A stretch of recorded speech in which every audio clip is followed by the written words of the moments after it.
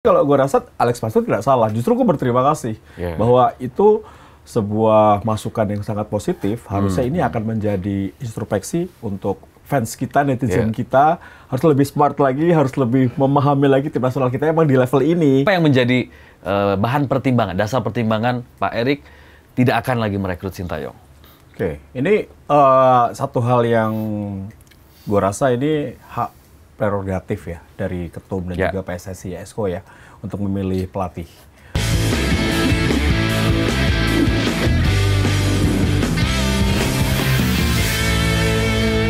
Sekarang kita coba hangatkan dengan satu dua statement yang menarik juga nih, rame dibahas juga oleh kita semua, termasuk para pecinta sepak bola, netizen bola Indonesia.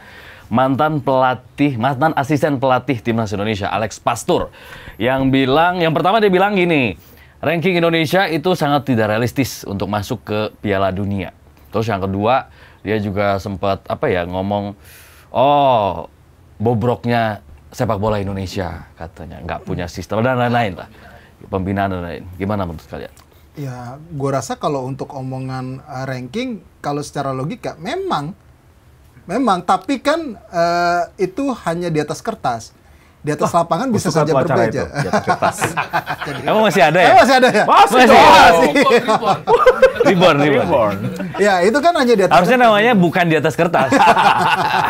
Lanjut, Tis. Ya, itu kan hanya di atas kertas, tapi di atas lapangan semua bisa berbeda. Arab Saudi aja bisa ngalahin Argentina di Piala Dunia gitu loh. Yang peringkatnya berbeda jauh gitu. Tapi memang kalau secara logika, secara realistis memang. Tapi peluang itu kan ada kemarin. Nah, itu yang yang pertama ya. Yang kedua memang gue setuju. Memang sistemnya memang belum terbangun bagus di kita. Kalau dia bilang mungkin pahitnya secara pedasnya adalah bobrok, ya kita harus introspeksi juga gitu. Kenapa dia bisa bicara seperti itu? Karena memang secara pembinaan usia dininya juga masih belum terlalu settle, belum bagus itu. Sekarang memang sudah ada Piala Suratin, tapi pas Piala Suratin itu formatnya sudah pas untuk luas geografis Indonesia gitu misalkan. Kemudian Elite Pro Academy, apakah jadwalnya sudah memang menunjang para pemain muda kita yang hanya 2 hari langsung bermain. Maksudnya 1 hari main, besoknya main lagi. Gitu. Itu kan juga nggak bagus juga sebenarnya. Gitu. Tapi memang perbaikan-perbaikan ke arah situ sudah coba dilakukan sama PSSI sekarang. Nah, itu kan yang mesti dilihat. Ada progres ke arah situ. Gitu. Kita yang juga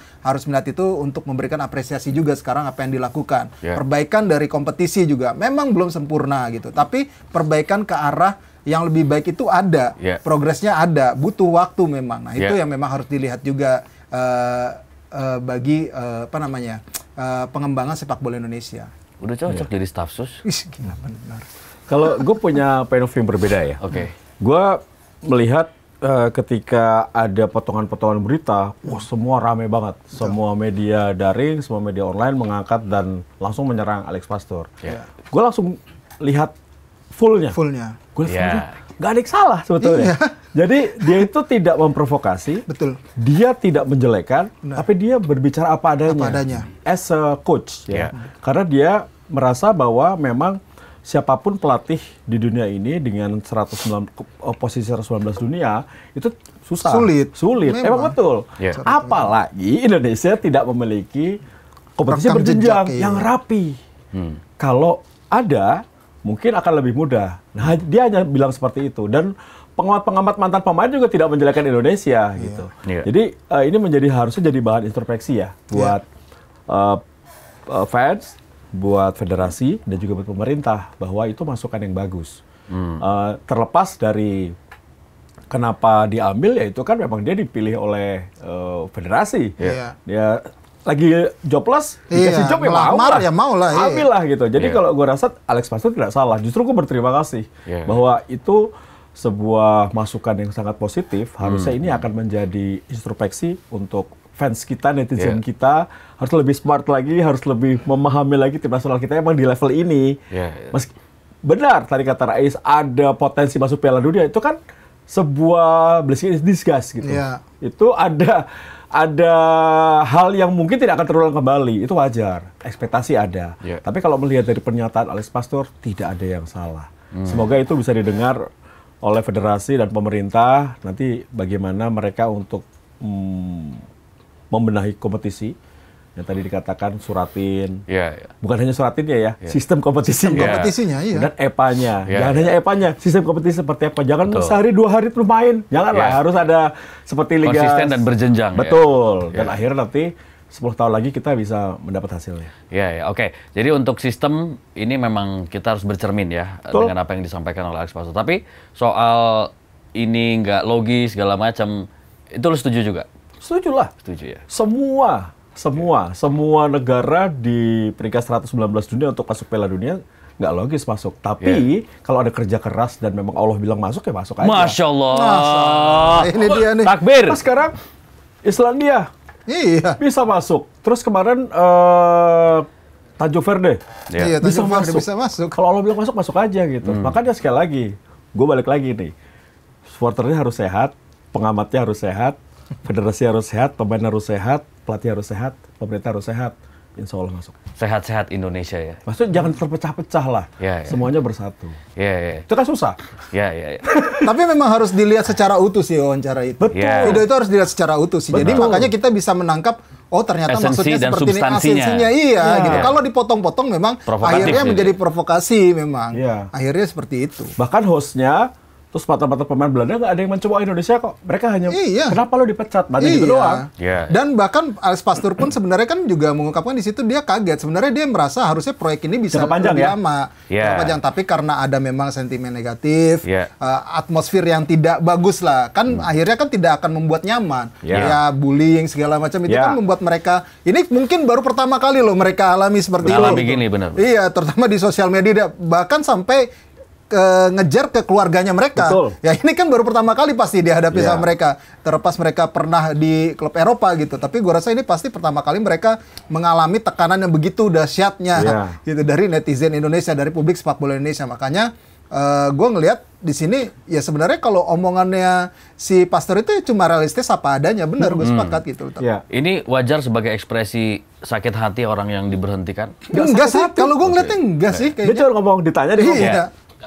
Kalau Oke. gue sih ngeliatnya. Tapi kenapa yang ditanya dia bukan PK yang diundang wawancara? Ya mungkin yang bisa ada waktunya Ya. dia. PK kan lagi nonton Barcelona.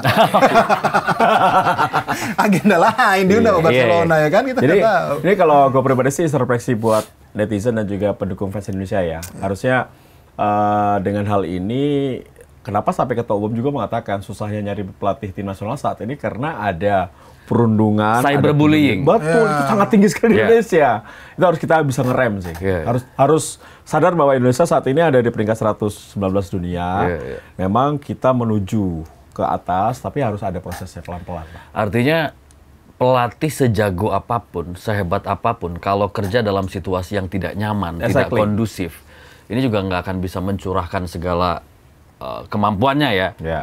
Iya. Betul. Jadi ada tekanan yang extraordinary gitu, pressure yang selalu luar biasa, yang mungkin nggak dialami ketika melatih tim lain. Iya, Iya. memang ada plus minusnya sih kalau melatih timnas Indonesia itu. Di satu sisi kalau lo bagus lo dipuja bagaikan raja, Iya. tapi kalau misalnya lo Cakep ya membawa kata-katanya, hasil dipuja bagaikan raja. ya kan. Kalau misalnya Alumni Sahid ya?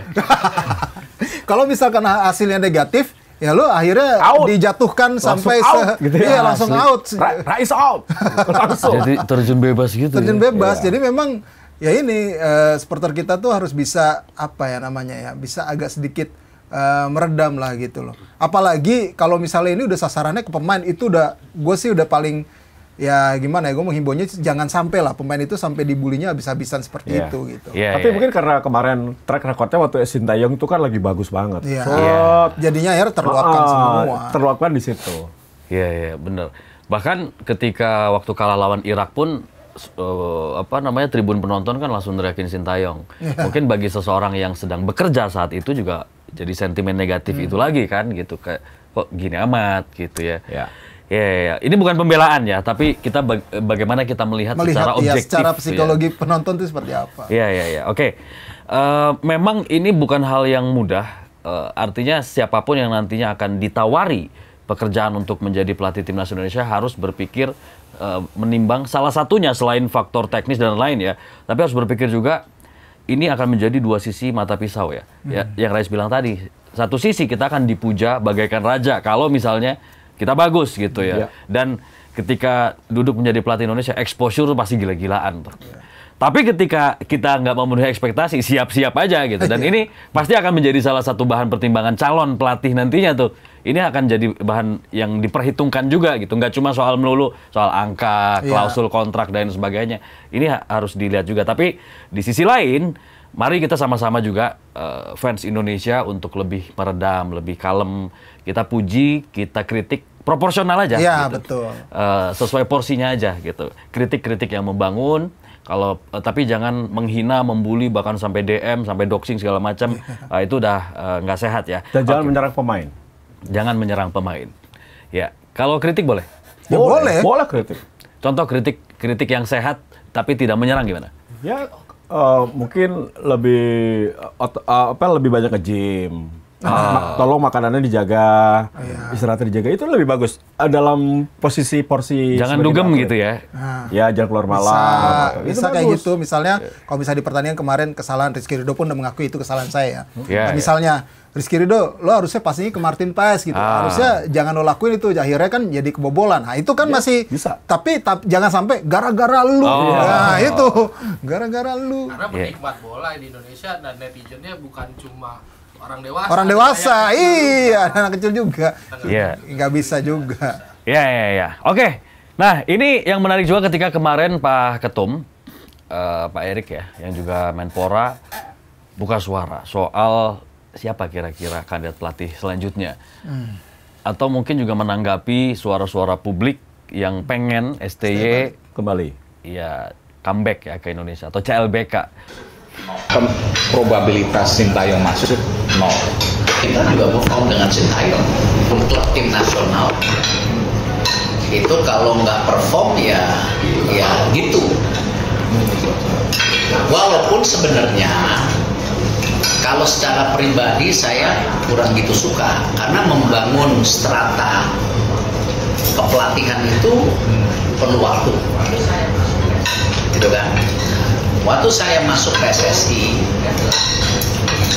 itu kan jelas antara Sintayong dan Indra Safri ya nggak bisa komunikasi, masing-masing senior, masing-masing punya ya kan nggak mudah gitu. Nah baru terakhir zamannya Patrick kita bisa bikin strata, tapi itu pun karena gagal ya gimana ya kan. Ya sekarang kalau ditanya pusing nggak? Pusing. Kenapa? Ini kan hilang senior 23, 20. Nah jadi memang kalau ditanya kapan kita pengumuman pelatihan baru, belum. Saya masih perlu waktu konsolidasi dua hal. Probabilitas Sintayong masuk 0. Nah ini menarik nih. Probabilitas Sintayong balik adalah 0. Ya. Ini mungkin akan ada banyak fans yang patah hati. Artinya tidak mungkin kita mendatangkan lagi Sintayong. Menurut kalian gimana? Apa yang menjadi bahan pertimbangan, dasar pertimbangan Pak Erik tidak akan lagi merekrut Sintayong?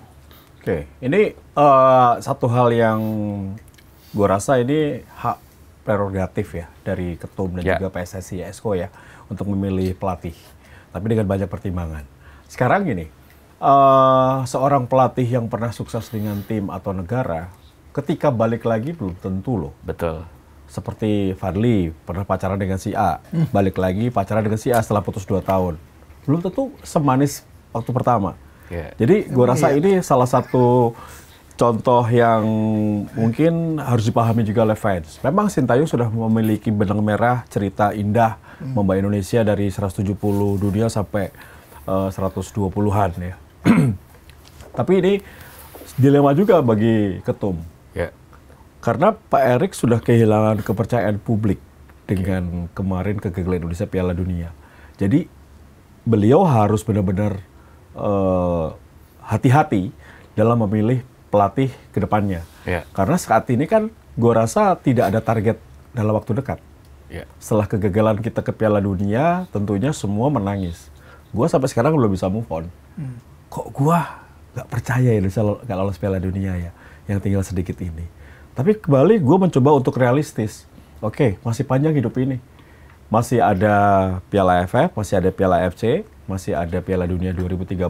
Yeah. Sebaiknya setelah kemarin ada 2 pemecatan dalam 5 tahun, harusnya PSSI berpikir sekarang harus mencari pelatih yang bisa membawa Indonesia berdarah-darah dari bawah dengan segala konsekuensinya, dengan blueprint sepak bola untuk nanti tujuannya adalah masuk Piala Dunia.